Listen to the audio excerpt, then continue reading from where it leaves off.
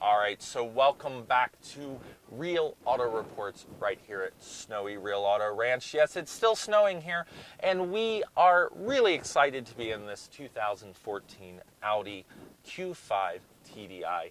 Neat crossover vehicle, a lot of features, and we talked about it in our real first impressions, but we think this is a pretty neat vehicle all in all. Now, one of the things that I do want to talk about in this real video, the real review, where we go in depth, is some things that we've noticed, some things that are good, some things that are bad, that are more detail oriented. The experience driving this vehicle both for a week where we've driven it in actually non-snowy weather as well as snowy weather, and we've also driven these vehicles in the non-TDI form. So we'll give you a sense of what this vehicle's like now that we have this V6 twin turbo diesel with 240 horsepower. So let's hit the road and see what this vehicle has to offer. All right, so as we pull out onto this snowy road here in Denver, Colorado, or the outliers, because we are out at Real Auto Ranch, the thing that you're going to notice about this vehicle, whether it's in the snow or the dry, is how sure-footed it is.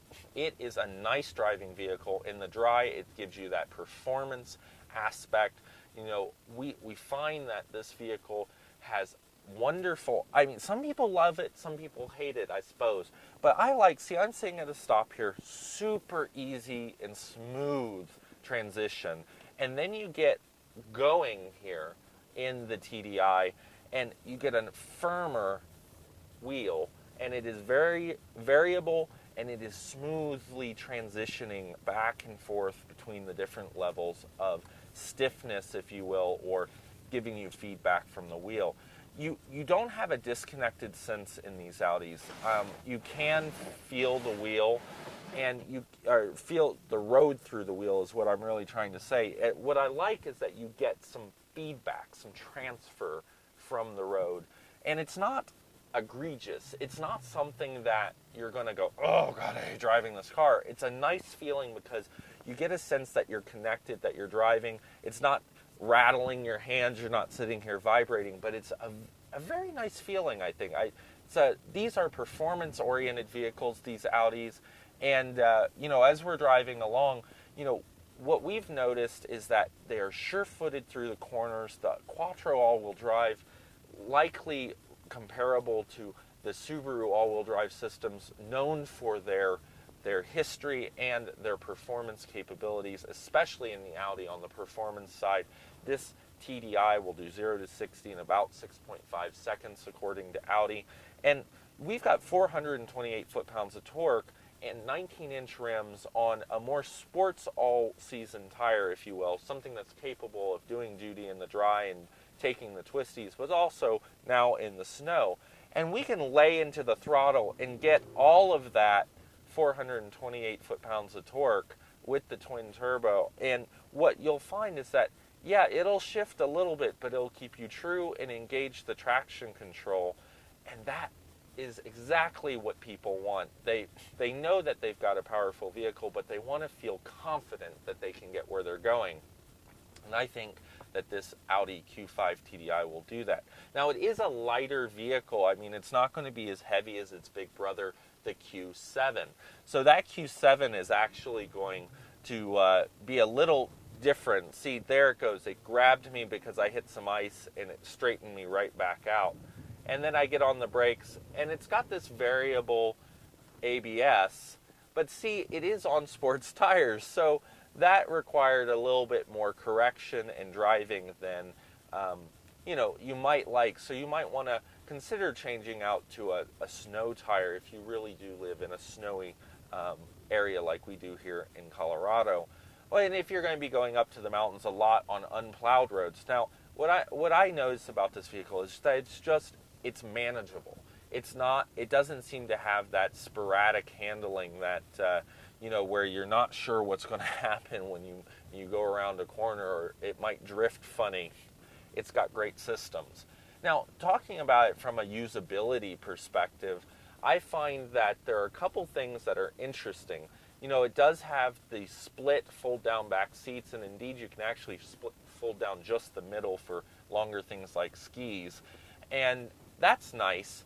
But the thing about the back seats folding down is if you're my height, around 6 foot, you're going to have to move the seat forward to get it to fold all the way down. And it does fold fairly flat. You don't have to fold the seat bottoms or anything. You just lift the lever on the side of the seat, also easy to reach, and the seat will go down and it'll come forward. You don't have to take the headrests off. However, you do have to move the driver and passenger seat forward, and then it's a little awkward because when you're my height, you kind of have to squeeze them back against the headrests again to get back to your normal driving position. Now, that's not terrible, but it's something that, I don't know, I guess it's just a little irritating. And we're just doing a little, there's the other thing this has, rear park assist. Well, actually, it has rear and front park assist, plus the rear view camera that comes up with the variable stage display in blue that tells you how close you're getting. That's a whole area. It's a nice feature. A lot of them have it now so that you know how close you're getting to things.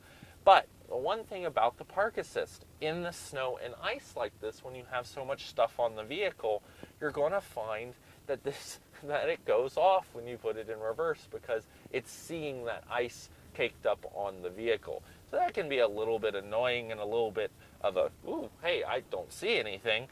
And that's just something we live with in these climates because there's only so much this technology can really do for you. But, getting back to the usability of this car, I like the split fold-down seats. I like the variability it gives you. I like the fact that it lets you put big stuff in. Like I had 2 large trade show cases. They come up to my waist. They weigh 87 pounds. And you can get both of those slid in the back side by side here. And the sports duffel bag will go widthwise in the back. So you don't even need to fold the seats down for that. That's things you're going to be doing. If you have a family and you want to use this for sports and your kids and skiing, these are all things. Put a rack on it, with a box. You can do all of that, and you can still do it with the panoramic sunroof, which is a wonderful feature, I think, for a vehicle like this. It lets in a lot of light, even in this dark and kind of snowy atmosphere we're in today.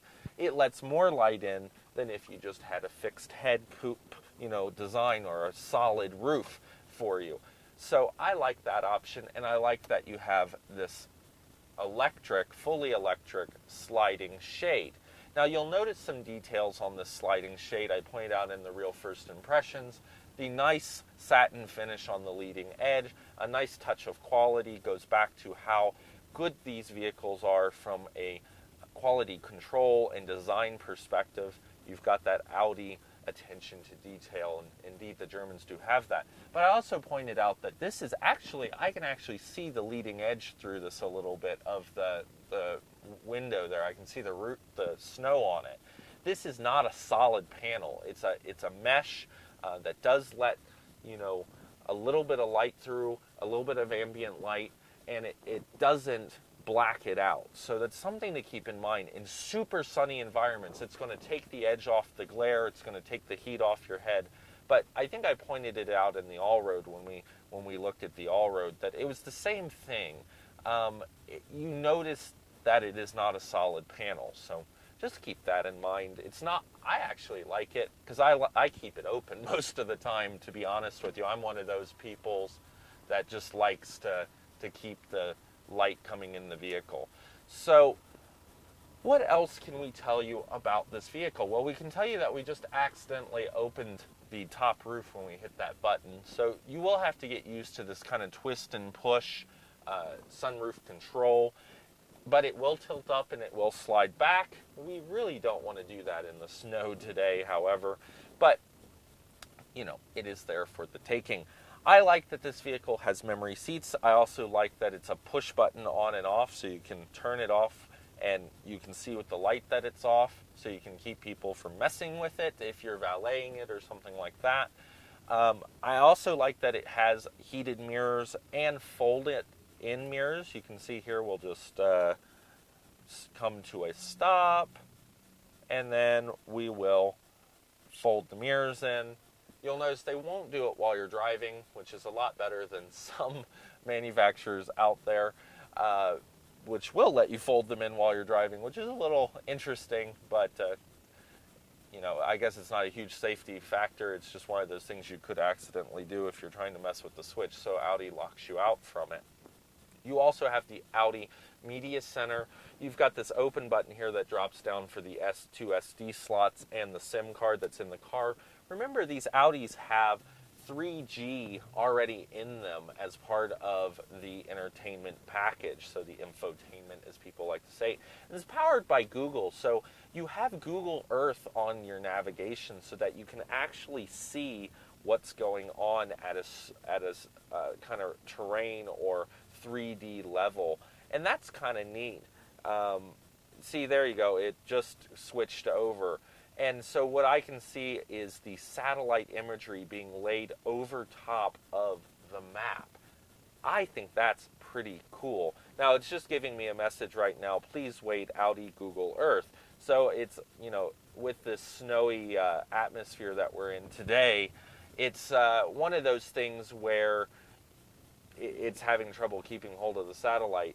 But there it is, back again, and we can see that this is indeed a pretty clear, yep, you can see the houses, the fields, the trees, and indeed it can help you because on this particular road that we're in, there is no curb, and there is no marking for the side of the road, so maybe it would keep you on path a little easier, or if you slide off, you can go, oh crap, I'm in the ditch. But we're going to refrain from doing that with Audi's vehicle today. But I do want to also point out that this is a non-touchscreen system. You do everything from the dial down here. The idea is that when you get used to it, you're only looking and your hands are closer to the wheel and you're not reaching out and having to look at what you're touching. You're dialing, which requires a little bit less attention to this system than the touchscreens. You'll see that in the Lexus and the Mercedes and the BMWs, of course Audis. It's something that we're seeing a lot more, especially from the German manufacturers. And I think we will see more and more of that starting to infiltrate other cars as touchscreen technology has become really cool. But there are some people that are saying, and some manufacturers that say, it's not as safe as some of these other systems. Although, then you look at something like Tesla with a full, massive panel that is all touch-controlled, or mostly touch-controlled. So I think that will always be a debate, but we have seen that most of these German manufacturers, and indeed some of the Japanese, have started to go to a mostly dial and control-oriented infotainment system. So that's kind of interesting. Of course, you're going to have your complete app suite in this car, satellite radio, all of that stuff. Dual climate control down here. Now, the interesting thing about Audi, and I find this interesting about most of the German cars, is that most of your climate control stuff is still going to be done through the analog dials and stuff down here with the digital display. It's going to be in the center stack. It's going to be lower down or mid-tier away from the screen, unlike the Dodge angle on things, or even Tesla, or there are vehicles now out on the market where most of it's done through the touchscreen, like the Dodge Charger we have that we've done our reviews on, both the V6 and our V8 Hemi Charger all-wheel drive RT Max. That vehicle, everything is done here, and it's just a different experience. I have to tell you that I like the way the Charger's set up, because where I sit in that vehicle is very good. It's I touch everything easily, and I don't feel like I have to struggle to find things. Of course, we've also been doing a long-term test on that car, so it's something that we've gotten used to. I think the same with these kind of dial systems. You will get used to them, and you'll find that, you know, you'll find everything pretty easily. It's just interesting, the different philosophy on how to use the vehicle. Now, I think the other thing I want to mention here is the things that I'd like to see Audi change. I do think at this price point, almost $52,000, that you need to have a lift gate that's powered in a CUV. if a Ford Escape can have it and have self-park, there's some features that are just missing at this price point. Indeed, even the GLK that we've tested, which we weren't a fan of the GLK entertainment system, and we've gotten a lot of flack for that. We've been told that we're inaccurate about it. Nothing inaccurate about the system and the way that our passengers had trouble using it in our experience. But what is interesting is the different levels of features in these cars. The Audi is going to be very focused on performance, very focused on the driving experience. It is a driver's car. It's still comfortable with these optional sports seats that we have, so you have nice bolsters and four-way lumbar and the leg extenders, both passenger and driver. So manual leg extensions. I think it's great. The thing is that if you're looking for optioned packed, there are going to be things like adaptive cruise, automatic rear liftgate, auto start. All of that stuff is not on this package and this price point. And you would have to see if you could get it in the Prestige, but then you're talking about really optioning up. I mean, you're already at $52,000. So there is that. Now, there are some other options besides this TDI. There is also the new hybrid option. So you'll want to check that out if you're a fan of the hybrids, because that would compete with the Lexus RX, that is a hybrid, and it will also compete with a bunch of other lower tier vehicles as well. Now, we also want to mention that this vehicle was rated as one of the top 10 by Kelley Blue Book in terms of luxury vehicles, so luxury SUVs and CUVs. So it got rated number 6 out of 10, and that's pretty good. I like that, for a vehicle that's been around a little while too, in terms of its base design, its foundational design, 2009, and then the facelift in 12. This is pretty cool. Now adding TDI for 2014, some of the best fuel economy you can get, 24 in the city, 31 on the highway, 27 combined. 240 horsepower, 428 foot-pounds of torque, and that 0 to 60 in 6.5 seconds. It's actually a pretty incredible package, so it's nice to see it rated that way. The other thing that is interesting is that it's been rated as one of the most fuel efficient too. So you're going to see a lot of awards already being racked up by the Q5 since the launch of the TDI, and it's done a lot of TDI challenges. Go check out the news on the Audi website. It's pretty cool to see that they've really hit the mark with the TDI in this vehicle, and I think they have. It's a great driving experience. You don't have that diesel. You're going to feel, so I'm sitting still, you're going to feel a little bit of vibration, just a little, that is so much different than the stereotypical 80s, late 70s, early 80s Mercedes with the you knew they were coming down the street. You could hear them, and it was a classic sound. It's actually ones that brings back a lot of memories for a lot of people. But these new TDIs, they start right up. They're quiet. They don't have a ton of turbo lag. They have good performance. And in the Audi, when you really tromp on it from a stop, you're going to get it, it's going to do like the VWs do. It's going to give you a little bit of spin up, and then it's going to release the torque converter and allow you to really get going. One final thing I want to mention about just features in this car is that it does have auto stop start technology, which is great for in-town driving. And so you will notice that the car will just turn off when it needs to, and then it starts right back up. That was something that people didn't know if diesels could do really well. And it was one of the reasons that I've heard presentations from designers and engineers say that, 3, 4, 5 years ago, diesel hybrids, that was one of the concerns. So we'll have the real wrap-up coming up next, and we'll tell you what our final thoughts are on this 2014 Audi Q5 TDI. All right, so to wrap this up, this real video, the real review, I think what we have to say is that this is a pretty impressive vehicle. It's got an understated, luxurious sense about it that still says performance. It drives well in the dry, and indeed can still handle the snow without changing rims or tires.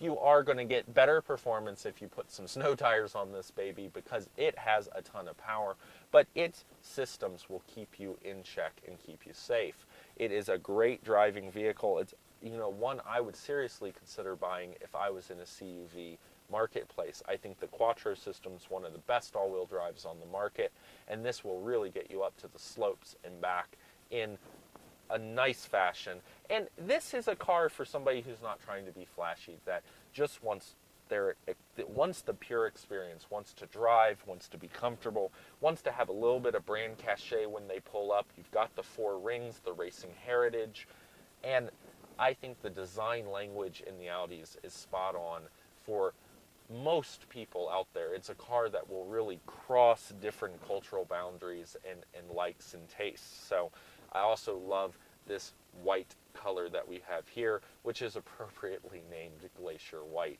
At about $52,000, it is not a cheap SUV, or CUV for that matter, crossover utility vehicle, but it does get decent gas mileage, 27 miles per gallon combined, that 31 on the highway with the TDI, and great performance and power out of this vehicle. So check it out if you're in the market for it. You're going to also want to cross-shop this with the GLK.